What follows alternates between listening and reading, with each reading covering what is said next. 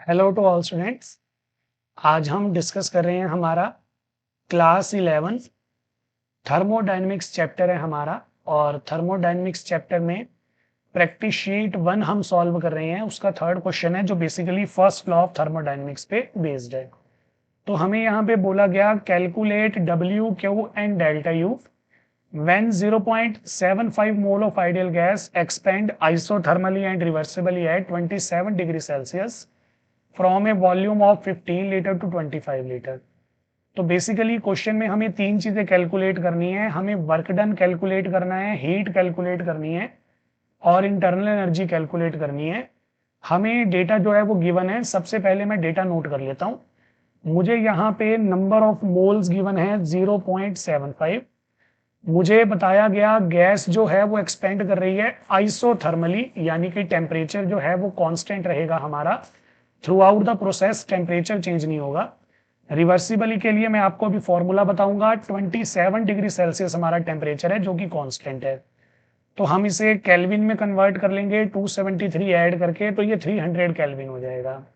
Volume हमें बताई गई है, चेंज हो गई है एक्सपेंशन के बाद 15 लीटर से 25 लीटर, यानी कि जो इनिशियल वॉल्यूम थी वो तो 15 लीटर है और जो फाइनल वॉल्यूम थी वो 25 लीटर है। तीन क्वांटिटीज हमें कैलकुलेट करनी है। अब यहाँ पे आ जाता है हमारे पास हमारा मेन पार्ट। तो यहाँ पे मैं आपको थोड़ा सा पहले ओवरव्यू दे देता हूँ टॉपिक के रिगार्डिंग। हमारे पास जब भी कोई आइडियल गैस है वो एक्सपेंड होगी या कंप्रेस भी होगी आइसोथर्मली और रिवर्सिबली, तो हमारे पास फॉर्मूला उसका होगा Q is equal to minus W. ये भी अभी बताऊंगा कैसे आया। तो हमारे पास यहाँ पे फॉर्मूला बनता है NRT, natural log of final volume by initial volume. इसी का एक और फॉर्मूला भी बनेगा, वो फॉर्मूला है NRT, natural log of initial pressure by final pressure. ध्यान देने वाली बात यहाँ पे यही है, देखो वॉल्यूम के केस में यहाँ पे फाइनल बाय इनिशियल है V2 बाय V1, लेकिन प्रेशर के केस में यहाँ पे इनिशियल बाय फाइनल है, that is P1 by P2। Natural log हम यूज कर रहे हैं जिसे हम सिंपल लॉग में कन्वर्ट कर सकते हैं 2.303 से मल्टीप्लाई करके।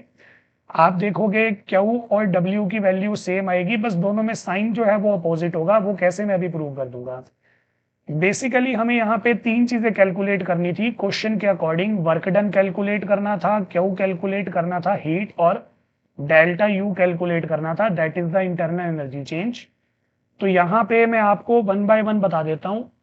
अगर हमें यहाँ पे आइडियल गैस जो है वो गिवन है और आइडियल गैस जो है वो आइसोथर्मली और रिवर्सिबली काम कर रही है, इन कंडीशंस में इंटरनल एनर्जी चेंज जो होता है आइडियल गैस के लिए वो हमेशा जीरो आता है। आपने ये याद रखना है जब भी हमारे पास आइडियल गैस होगी, पहली बात रिवर्सिबल प्रोसेस होगा, दूसरी बात और तीसरी सबसे इंपॉर्टेंट बात आइसोथर्मल कंडीशंस होंगी। अगर ये तीन कंडीशंस आप कहीं भी पढ़ लेते हो तो इन कंडीशंस में हमेशा इंटरनल एनर्जी चेंज जो होगा किसी भी आइडियल गैस के लिए वो हमेशा जीरो ही आएगा। तो बेसिकली तीन में से एक क्वांटिटी हम फाइंड कर चुके हैं। अब आपको फर्स्ट लॉ पता होगा। फर्स्ट लॉ होता है delta U is equal to Q plus W. तो हमने यहाँ पे इंटरनल एनर्जी का चेंज जो है वो तो जीरो कर दिया, तो हमारे पास zero is equal to Q plus W आ गया। तो यहाँ से क्यू की वैल्यू आ जाएगी माइनस डब्ल्यू, जो मैंने यहाँ पे लिखी भी हुई थी। तो दोनों की वैल्यू आएगी तो इक्वल, बस साइन का यहाँ पे फर्क है। और माइनस साइन का मतलब ये नहीं है कि हमारा वर्क डन नेगेटिव आएगा, इस पे भी ध्यान दो, ये बहुत इंपॉर्टेंट है। नेगेटिव साइन का मतलब है यहाँ पे कि यहाँ पे हम करवा रहे हैं हमारा वर्क ऑफ एक्सपेंशन। गैस जो है वो एक्सपेंड हो रही है, वॉल्यूम इंक्रीज हो रही है, उसके लिए वर्क डन का साइन नेगेटिव है। वर्क डन कभी भी नेगेटिव नहीं होता। वर्क डन का साइन जो है नेगेटिव साइन है अगर, तो वो रिप्रेजेंट कर रहा है कि गैस एक्सपेंड हो रही है। यही अगर वर्क डन का साइन पॉजिटिव होता तो हम बोलते हैं पॉजिटिव साइन का मतलब है कंप्रेशन का वर्क डन हो रहा है। वर्क डन यानी कि हमारी जो गैस है वो कंप्रेस हो रही है। तो ये हमें डेटा पता होना चाहिए। बेसिकली ये वाला फॉर्मूला है हमारा जो हमने यूज करना है। अब इसमें भी अगर आप ध्यान दोगे तो हमें डेटा गिवन है, हमें वॉल्यूम की वैल्यू गिवन है V1 और V2। तो हम इन दोनों में से ऊपर वाला फॉर्मूला यूज करेंगे V1 और V2 वाला, क्योंकि वॉल्यूम्स की वैल्यू हमें पता है। अगर प्रेशर चेंज की वैल्यू गिवन होती तो मैं नीचे वाला फॉर्मूला यूज करता। खैर, इंट्रोडक्शन मैंने आपको दे दी है टॉपिक की। अब हम हमारे न्यूमेरिकल्स पे वापस आते हैं। डेटा मेरे पास गिवन था, फॉर्मूला मुझे पता चल चुका है, तो मैं सबसे पहले यहाँ पे वैल्यू जो है वो कैलकुलेट अभी कर रहा हूँ। तो मेरे पास आएगा, देखो, W is equal to -2.303 NRT log of V2 by V1। मैंने नेचुरल लॉग को नॉर्मल लॉग में कन्वर्ट किया तो 2.303 मल्टीप्लाई में आ गया। तो हमारे पास यहाँ पे आ जाएगा -2.303 0.75 नंबर ऑफ मोल्स।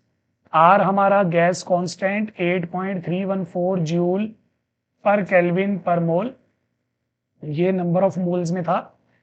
टेम्परेचर है हमारे पास हमारा 300 केल्विन, और हमारे पास लॉग आ जाएगा, फाइनल वॉल्यूम थी 25 लीटर, इनिशियल वॉल्यूम थी 15 लीटर। तो यहाँ पे देखो, mole mole inverse cancel, kelvin kelvin inverse cancel, यानी कि जो मेरा वर्क डन निकलेगा बेटा वो जूल्स में निकलेगा। जूल पे आपने ध्यान देना है। तो यहाँ पे आ गया -2.303 0.75 इंटू 8.314 इंटू ये 5 के टेबल पे कैंसिल हो गया। यहाँ बचेगा हमारे पास log 5/3। लॉग टेबल का आप यहाँ पे यूज कर सकते हो, बट मैं आपको रिकमेंड करूंगा log 2 से log 9 की वैल्यूज जो हैं वो याद ही रखो, पेपर में काफी बार डायरेक्टली यूज होती हैं। लॉग टेबल या पेपर देखने का टाइम जो है वो आपका बचेगा। लॉग में 2 नंबर डिवाइड में है तो ये माइनस हो जाएंगे, log 5 माइनस log 3। तो हमारे पास यहाँ पे आएगा -2.303 0.75 8.314 log 5 आप सभी को पता होना चाहिए 6989 पॉइंट में, और log 3 है वो है 0.4771। तो इसको हम माइनस करेंगे, बल्कि में मल्टीप्लाई करेंगे, सॉल्व करेंगे। पूरा सॉल्व करने के बाद हमारे पास जो हमारा वर्क डन का आंसर आएगा वो आएगा -955.5 जूल। तो ये हमारे पास हमारा फाइनल वर्क डन जो है वो आ जाएगा। अब देखो, इसमें ध्यान देने वाली बात फिर से मैं बोल रहा हूं, जो ये नेगेटिव साइन है, नेगेटिव साइन यहाँ पे सिर्फ ये बता रहा है कि एक्सपेंशन हुई है। वर्क डन का मतलब जो है वो कभी भी आंसर नेगेटिव में नहीं आएगा। नेगेटिव सिर्फ एक्सपेंशन को रिप्रेजेंट कर रहा है। डेल्टा यू मैंने पहले बता दिया था 0 है। डब्ल्यू हमने फाइंड आउट कर लिया, पीछे मैंने बताया था यहाँ पे क्यू जो होता है वो -W के इक्वल है इन कंडीशंस में।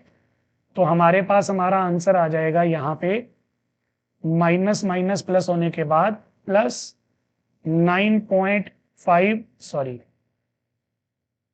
दोबारा लिख रहे हैं आंसर।